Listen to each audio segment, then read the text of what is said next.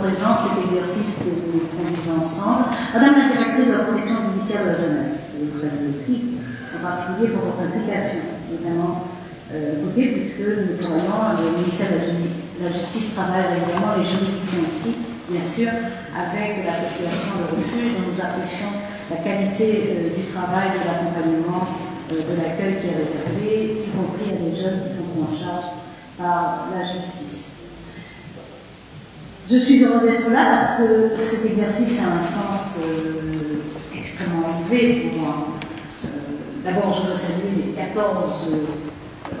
15 projets, mais évidemment, celui qui a été retenu avec cette testée fait l'objet d'une attention particulière, mais ils sont tous de très grande qualité. Je souhaite vraiment qu'ils prospèrent parce qu'il y a dans ces projets beaucoup d'intelligence, beaucoup d'énergie, beaucoup de soucis d'être ingénieux, d'être créatif, de faire avec les autres, de faire pour les autres. Donc j'espère vraiment que tous ces projets vont prospérer. Il est toujours très très réconfortant pour les personnes qui sont engagées en politique de voir à quel point dans la société civile il y a des personnes qui font la démonstration d'un engagement aussi intense. Et bien sûr, les pouvoirs publics ne doivent pas se défausser sur la société civile organisée en association pour se décharger du nécessaire combat pour l'égalité. La puissance publique doit faire sa part, les responsables politiques doivent faire leur part, mais nous sommes conscients de ce qu'apporte la société civile, de ce que font les associations. Et ces initiatives le démontrent, l'illustrent de façon absolument magistrale. Nous avons besoin de la société civile, nous avons besoin de votre énergie, nous avons besoin de vous continuer à être des moteurs, des acteurs, des vecteurs des droits et des libertés. Notre responsabilité, c'est d'inscrire les droits et les libertés dans la loi, mais nous savons que sans vous, nous ne parvenons pas à faire en sorte que les droits et les libertés formelles inscrits dans la loi deviennent réels, pratiques au quotidien pour chacune et pour chacun. Cet engagement, nous devons le reconnaître, mais pas seulement le reconnaître verbalement, nous devons le reconnaître en vous permettant d'être adossés aux structures administratives, aux moyens de l'État, aux logistiques d'État, et vous donner parfois les moyens, vous accompagner parfois lorsque c'est nécessaire, de façon à ce que vous fassiez irriguer dans la société cette réalité des droits et des libertés. Nous le faisons, je le disais, dans la loi, et j'en reviens à cette loi de 2013, qui malheureusement, par la virulence des débats, par les dérives, par les débordements, par les déviances, ont exposé les personnes homosexuelles à des violences verbales, des violences physiques, à des violences psychologiques. Et nous avons été témoins d'un moment d'hystérie, de paroxysme dans notre société.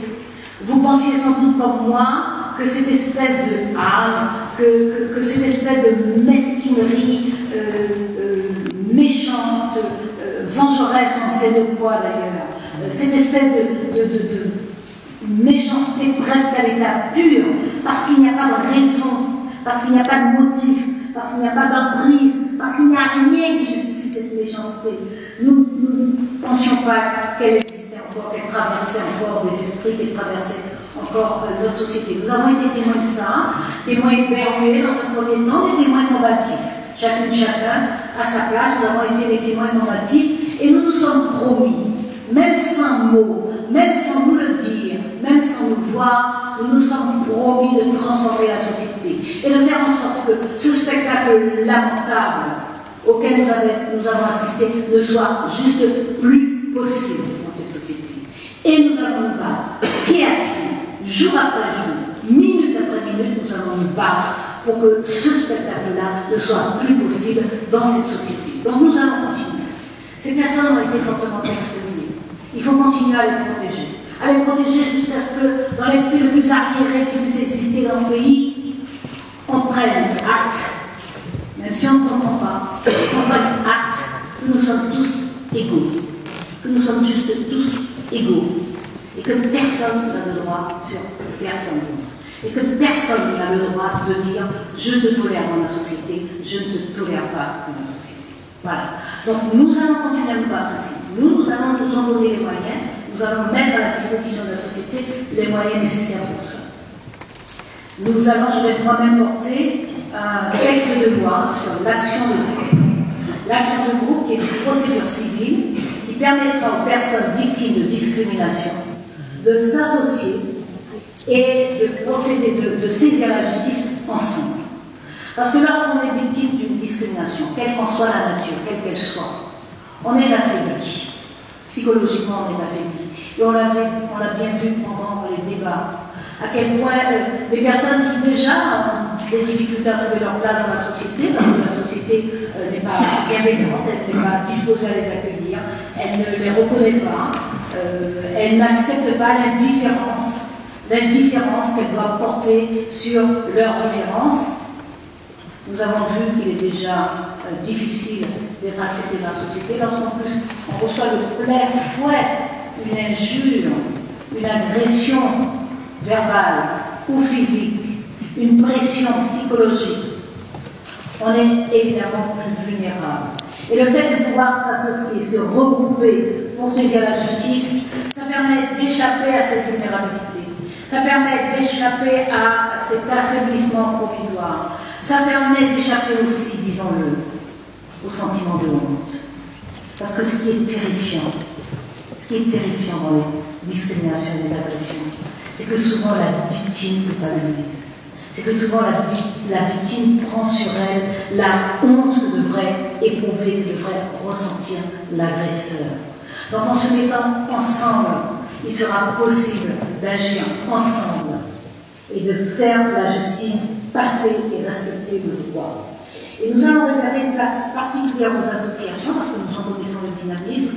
Donc ce sont les associations qui pourront être à l'initiative de cette action de groupe judiciaire. Ensuite, il nous faut punir, sanctionner, non seulement les discriminations très directes, mais les agressions qui sont inspirées par ce préjugé.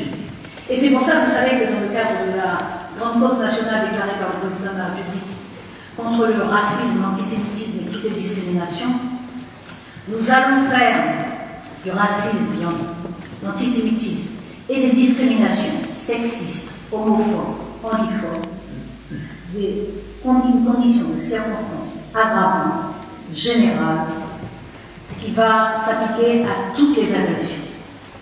Que ce soit une agression sexuelle, que ce soit une agression de violence physique, quelle que soit l'agression, s'il y a un élément qui permet de penser qu'il y a en plus un acte, une intention homophobe, sexiste, handiphobe, raciste ou antisémite, ce sera un facteur aggravant et les peines seront plus lourdes. Il nous faut arriver à le faire.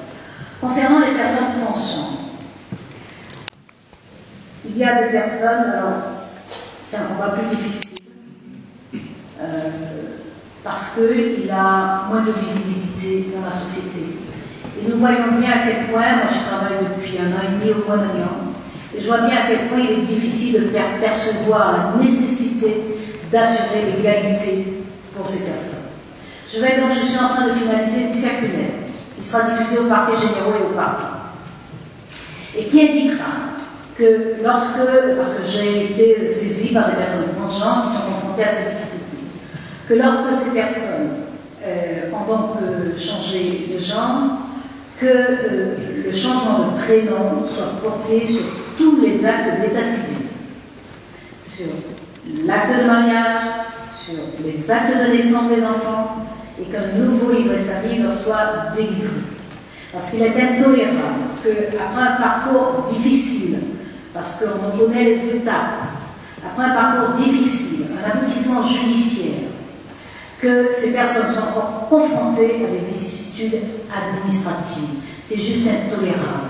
Donc cette circulaire sera diffusée très prochainement, et comme je fais pour chacune des circulaires, je fais vérifier l'application, c'est-à-dire que je fais après une remontée d'éléments de toutes les juridictions pour m'assurer que les dispositions qui sont contenues dans la circulaire sont appliquées. Voilà, je tenais à vous donner ces éléments d'information. Maintenant, je vais remettre ce prix à Acceptest, pour ce très beau projet de Sport France, qui est un très beau projet de solidarité, d'attention, d'empathie avec des personnes qui subissent des discriminations multiples.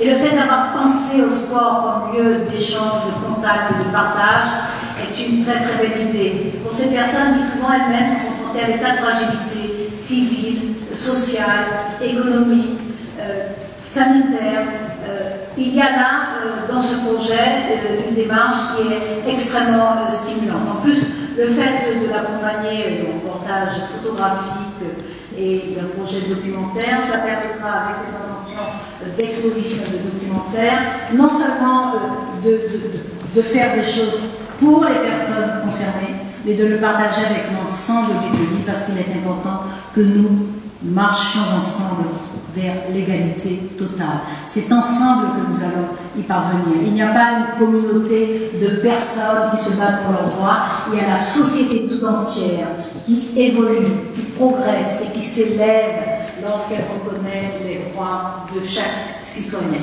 Et c'est ainsi que nous allons le faire. Et lorsque nous parlons de vous, nous parlons de nous. Nous parlons de nous. Et lorsque nous parlons de nous ensemble, disons-le clairement, nous parlons d'amour. Nous parlons d'amour. Et nous devons oser le dire clairement et simplement. Clairement et simplement. Nous parlons d'amour. Et que serais-je sans toi? Que serais-je sans toi? Que serais-je sans toi? Qu'un cœur au bois dormant? Que cette heure arrêtée au cadran de la montre? Que serais-je sans toi? Que ce balbutiement?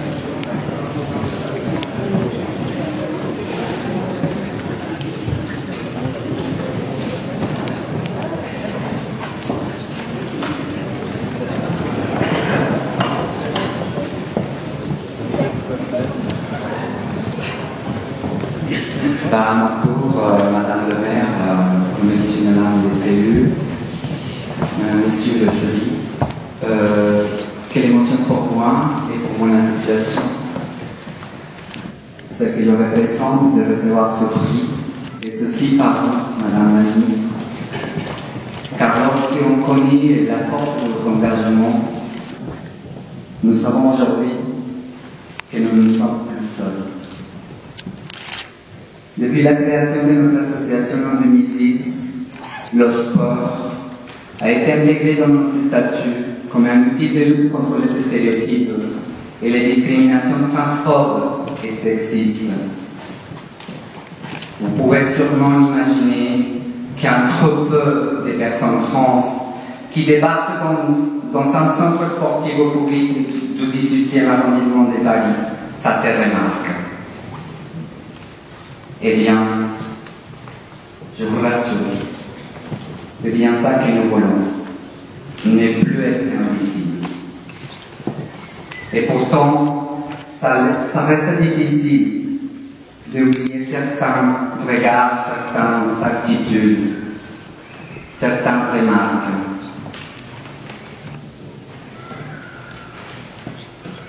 Oh, regardez le Travelo là-bas.